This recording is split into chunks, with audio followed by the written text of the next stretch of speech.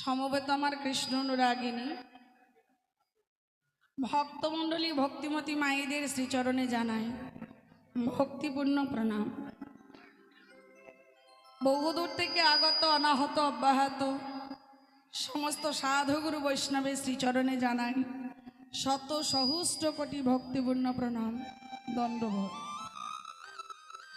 প্রণাম জানাই কমিটি ভক্তবৃন্দের রাতুল শ্রীচরণে, যাদের অক্লান্ত প্রচেষ্টায় এত সুন্দর একটা মহতি হরিবাসরের আয়োজন।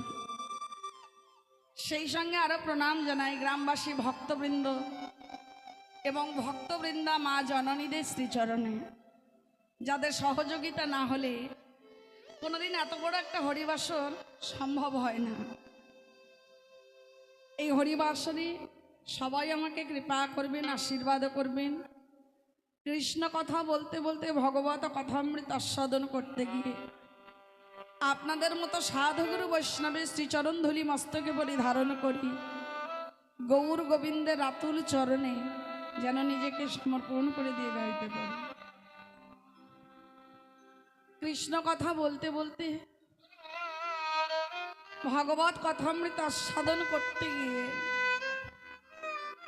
প্রভুর গুণকীর্তন রূপকীর্তন মাধুর্য কীর্তন আস্বাদন করতে গিয়ে আমার হৃদয় মাঝে যেন এতটুকু অহংকার না আসে, নিরহংকার ভাবে প্রভুর গুণকীর্তনে যেন আস্বাদন করতে পারি। সবাই আমাকে এইটুকু কৃপা করবে। তাই সমস্ত ভক্তবৃন্দের রাতুল শ্রীচরণে আমার একটাই নিবেদন, যেন ঠাঁই ভাই চরণ যেন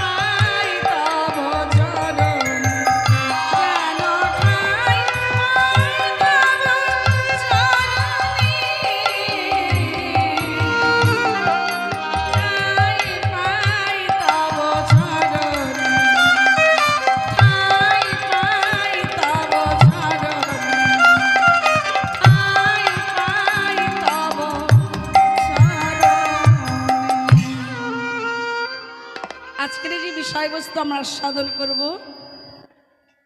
প্রহ্লাদ মহারাজের জীবনী আস্বাদন করব, ভক্ত প্রহ্লাদ। তো চলুন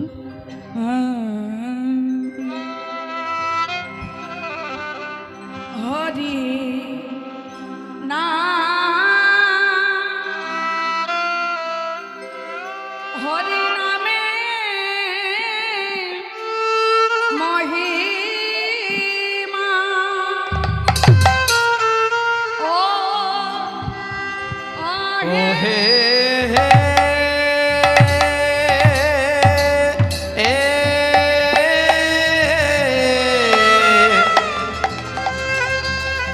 হে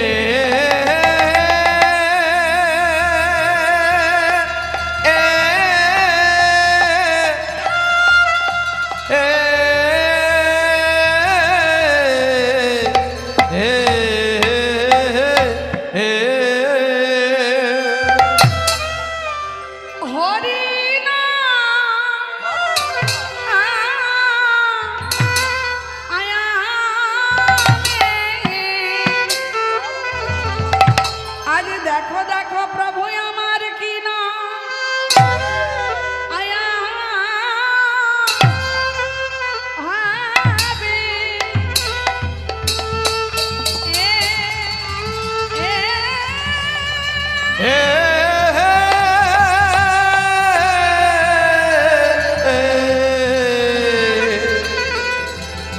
আজি কি না ভাবে ও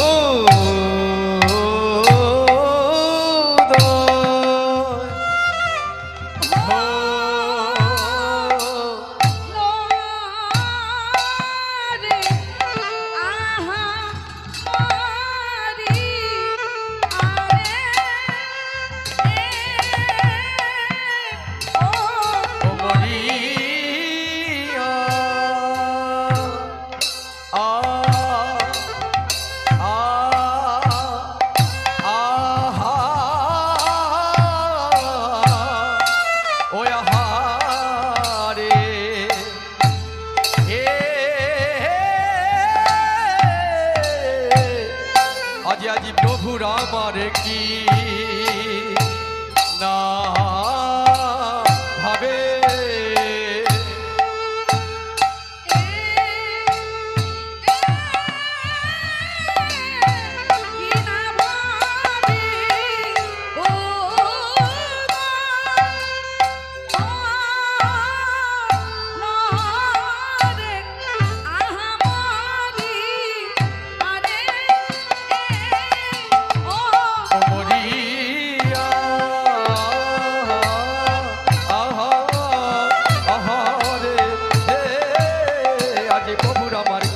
না ভাবে হলো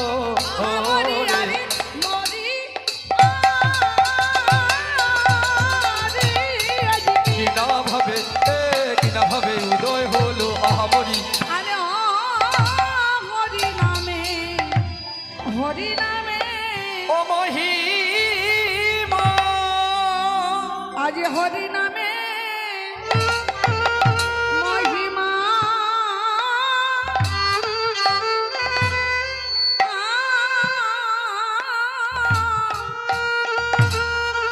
হরি নামে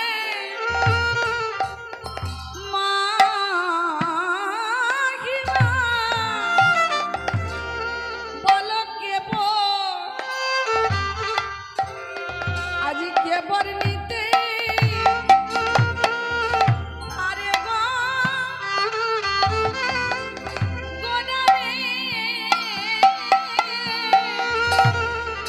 আজি হরি হরি নামে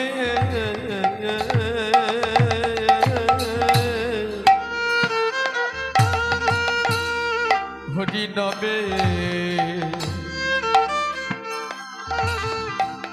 আজি মহিমাকে বলিতে পারে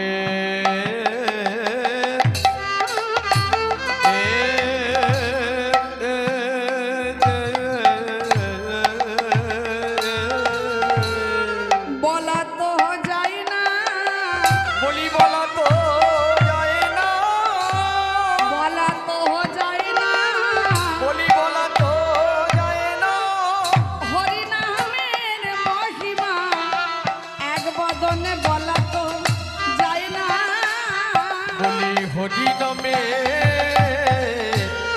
মহিমা এক বদনে বলা তো যায় না আমার লাখ বদন না হইলে বলা তো যায় না ওই শত বদন না হইলে বলা তো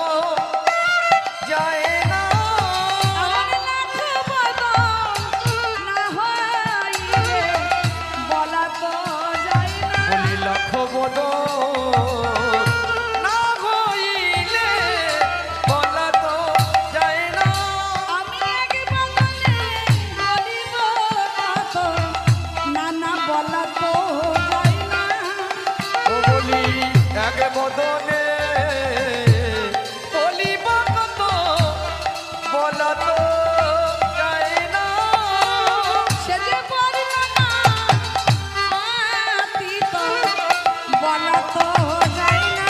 ব্রজের বলো পাপিত বলা তো যায় না তাই বলাইতে এসেছে, তাই বলাইতে এসেছে বলাইতে এসেছে বলাইতে এসেছে গোলকের গোপন ধন, বলাইতে এসেছে ওই গোলকের গোপন ধন বলাইতে এসেছে গোলকের গোপন ধন, বলাইতে এসেছে ওই গোলকের গোপন ধন বলাইতে এসেছে কলিযুগের দ্বারে দ্বারে, বলাইতে এসেছে ও দেখো কলিযুগের দ্বারে দ্বারে বলাইতে এসেছে হাতে ধরে বিনয় করে, বলাইতে ও এসেছে। দেখো হাতে ধরে ওই বিনয় করে নাম বলাইতে এসেছে তোমরা বলে নাও বলে নাও বলে দাও বলে দাও সেই মধু মাখা হই না, বলে নাও বলে নাও ওই মধুমাখা বলে দাও বলে দাও বলে দাও এমন দিন আর হয় না না হয়, বলে নাও বলে নাও বলি এমন দিন বা হয় বা না হয় বলে দাও বলে দাও সেদিন থাকবে না আর তারা সুতো, বলে নাও বলে নাও তোর হরির দিত রঙ্গ সুত বলে দাও বলে দাও ডাকতে হবে নন্দের সুতো, বলে নাও বলে নাও বলি ডাকতে হবে নন্দের সুত সেদিন আপন জনে লয়ে যাবে একবার বলে নাও ডাকতে হবে নন্দ সুত বলে নাও ডাকতে হবে নন্দ সুত বলে নাও ডাকতে হবে নন্দ সুত বলে নাও ডাকতে হবে নন্দ সুত বলে নাও ডাকতে হবে নন্দ সুত বলে নাও বলে নাও বলে নাও আনন্দ লীলাময় বিগ্রহায় হে মাভ দীপ ছবি সুন্দরায় মহাপ্রেম রস প্রদায়িনী শ্রী চৈতন্য চন্দ্রায় শ্রী নমঃ। শ্রী চৈতন্য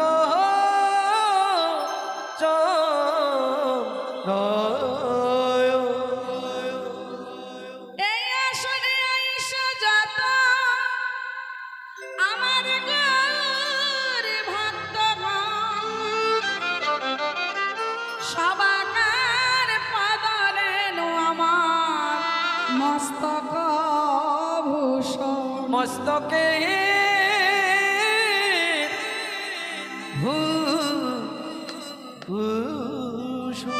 হরি নাম কৃষ্ণ নাম ভব পারের তরি, কৃপা করে সবাই বদন ভরে বলুন হরি হরি।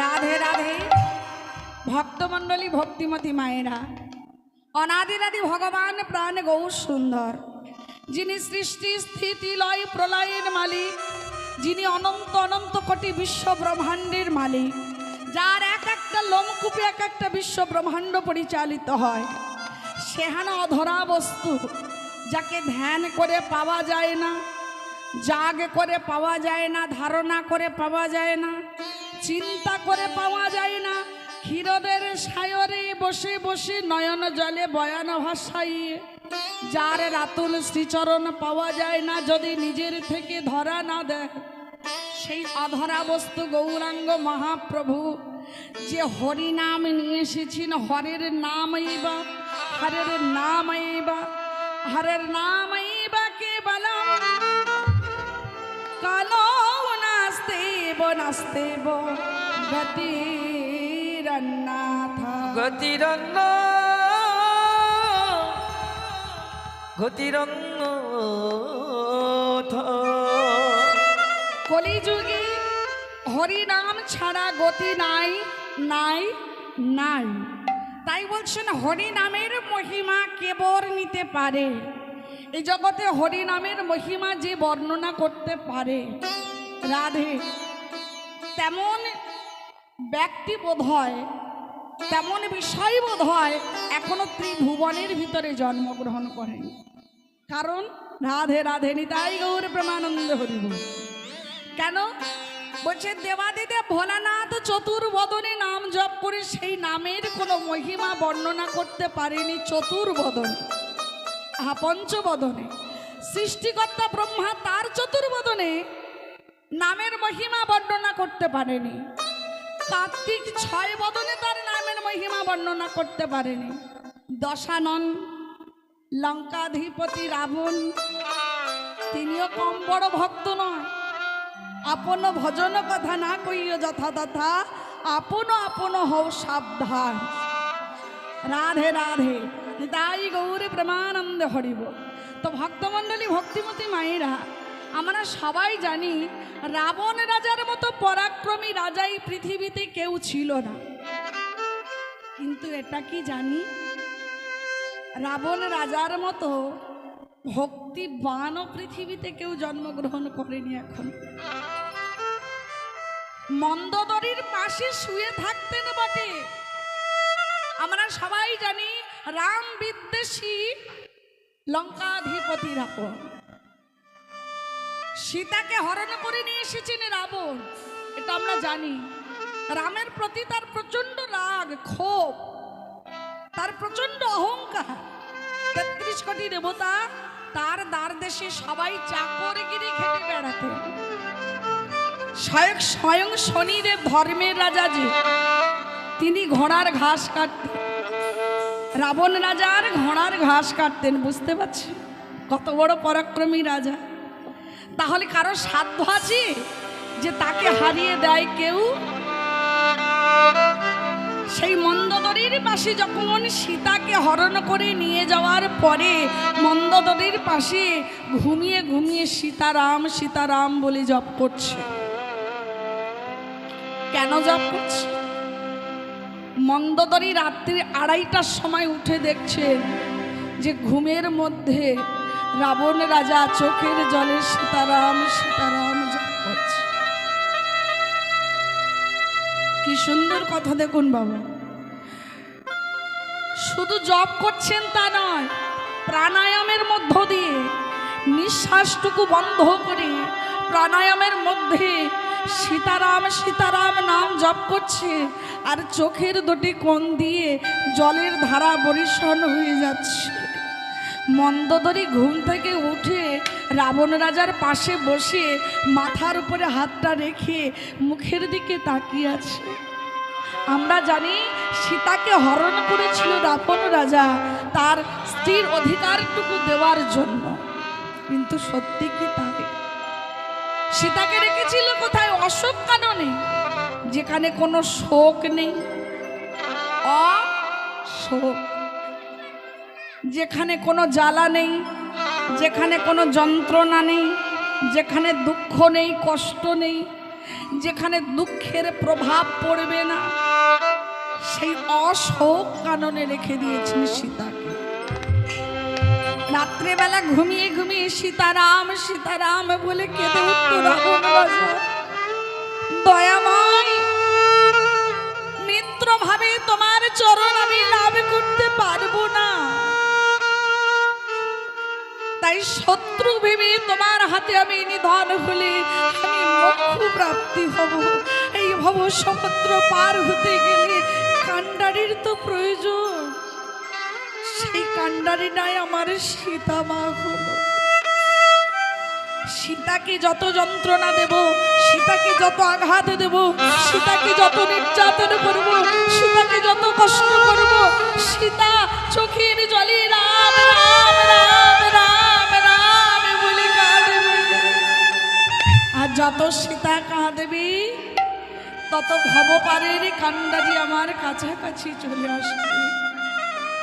আর যেদিন ভবপারের কান্ডারি কাছাকাছি চলে আসবে সেদিন অনায়াসে সেই ভব কান্ডারির চরণ দুটি জড়িয়ে ধরে বলবো, কি বলবো জানো?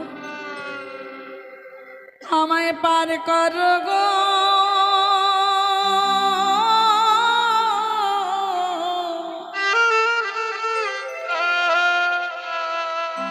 পারের দয়া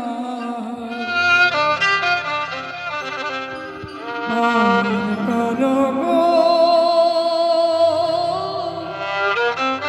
পারের দয়া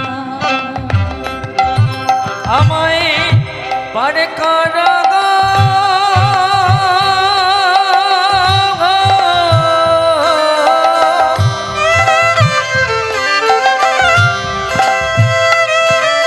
রাধে নিতাই গৌর প্রেমানন্দ হরি হই পারের দয়া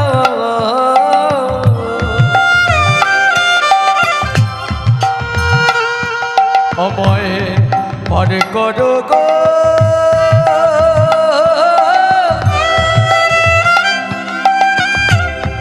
পারের দয়া আমার বিকি কিনি গেল রে বইয়া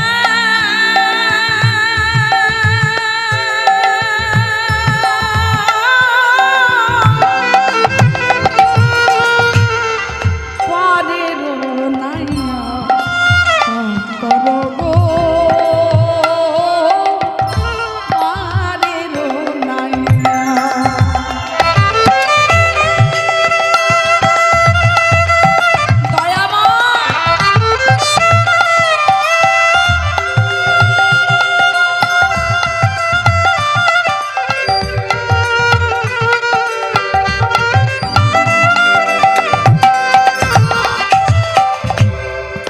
আগে এলো যারা পরে এলো আগে গেল আমি রইলাম বসে মায়েরা তাই না? তরণী সেন আগে এলো আহা, তরণী সেন পরে এলো কিন্তু রাবণ রাজার আগে তার রামের হাতে মোক্ষ প্রাপ্তি হলো